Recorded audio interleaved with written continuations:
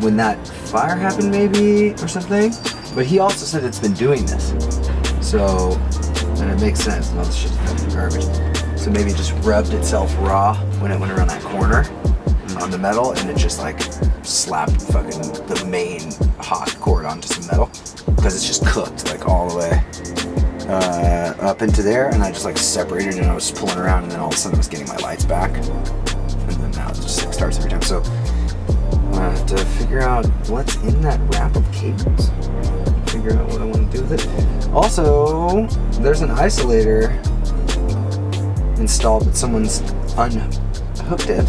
That isolates the house battery and the car battery, so that if you're using your house battery, it doesn't accidentally try and parallel with your car battery and use it too. It isolates your car battery from your house battery. Or like if you have a car stereo, you could have a battery just for the car stereo for like the big subs and stuff, and then one for your car. Same thing, you could charge them both from your alternator on the car. So while we're driving, our house battery will charge.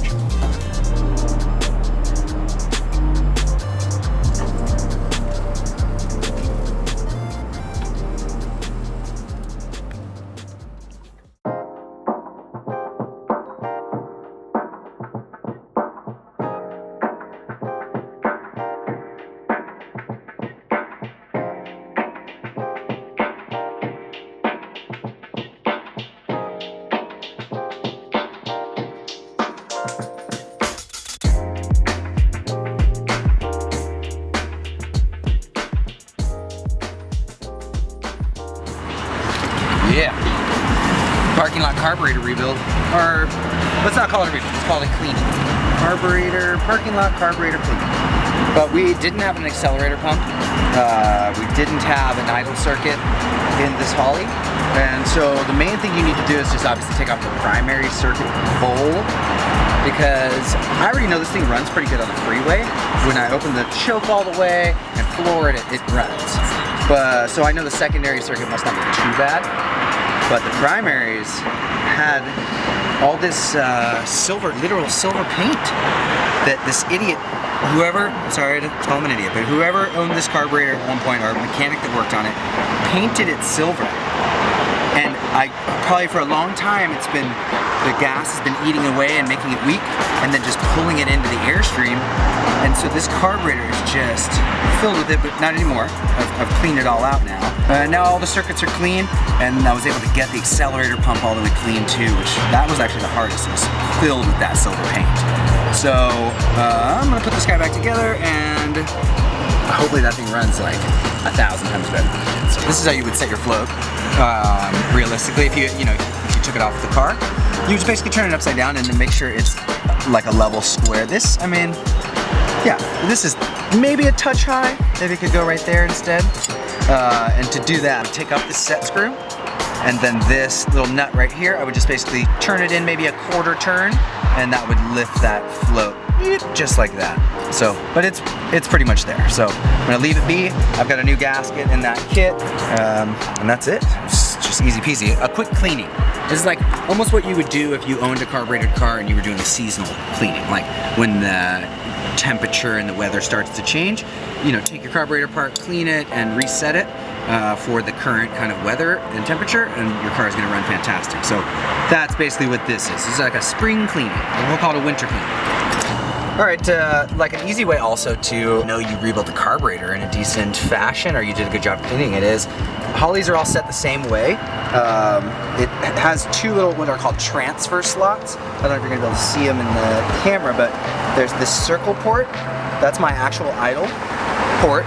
And then next to it, there's a little, a line, an up and down line right there. It's gonna be hard to see on the camera, but that line is called the transfer slot. And basically, to set a Holly, you just keep backing your idle down, down, down, and as those butterflies close, that line gets less and less exposed. And about right here, you want it to just be a square instead of a line.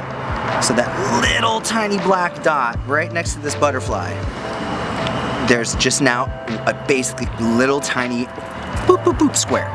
So now I know that my Holly idle is set to where it should be, And so now, if it doesn't run well, I know that I didn't do a good enough job cleaning it. So this is where it should be set. These are my little idle adjustment screws. And so these will go in here.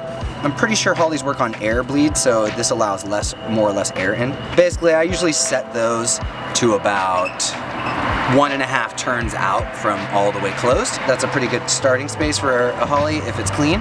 And if I didn't clean it quite good enough, then I will either let in more air or less air depending on if I'm not getting enough fuel. And more than likely I'm not gonna get too much fuel. So this thing is already back together. It took maybe 15 minutes and this thing is gonna run 1,000 times better than it ran before we did this. So super pumped.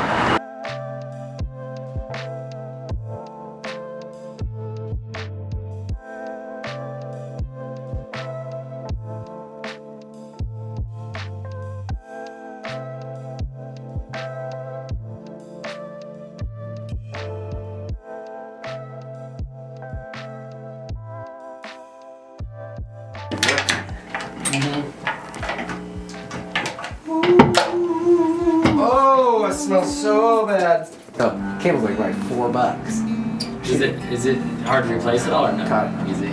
It's just like there's 10 small jobs that need to get done. Yeah. Then every one of them will take me 20 minutes.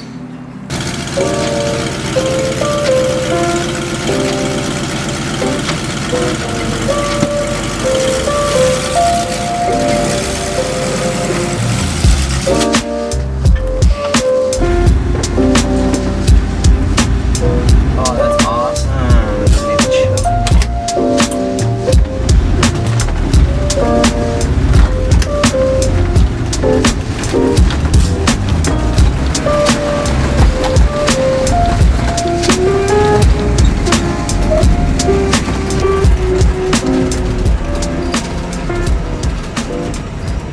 As I arrived with my new purchase, portable generator and a box of fucking tools so I can get home safely. What do you think?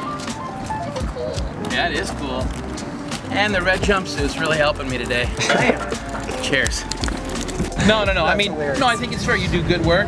And also, I think if I went to a mechanic that was sane, it would be way more. But he would also tell you, you're crazy, what are you doing? Well, and also he would know too.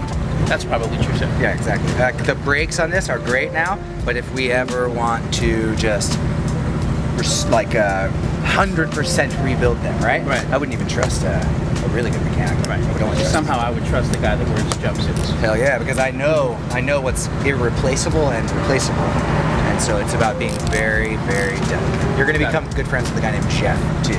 Okay. He runs a thing called Alberta Trucks Okay. in Boston. Okay. He's going to be your major parts guy. Okay. It's great, though. I mean, I'm telling you, I have gotten so much free information and knowledge on this guy. And so I feel like I'm almost obligated to always tell him. He will never send you the wrong part first time. You know what I'm saying? It's always right. It's always exactly what something that is so easy to just get a part that looks like the right part, Right. but it's not the right part.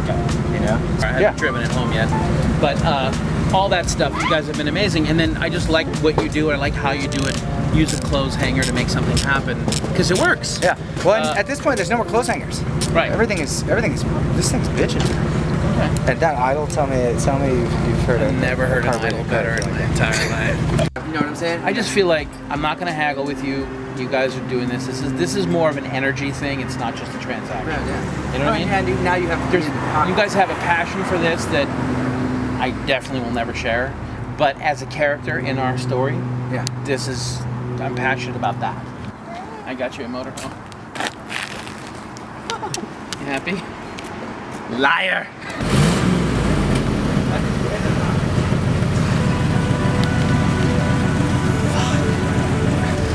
Woo! Turn signal is going.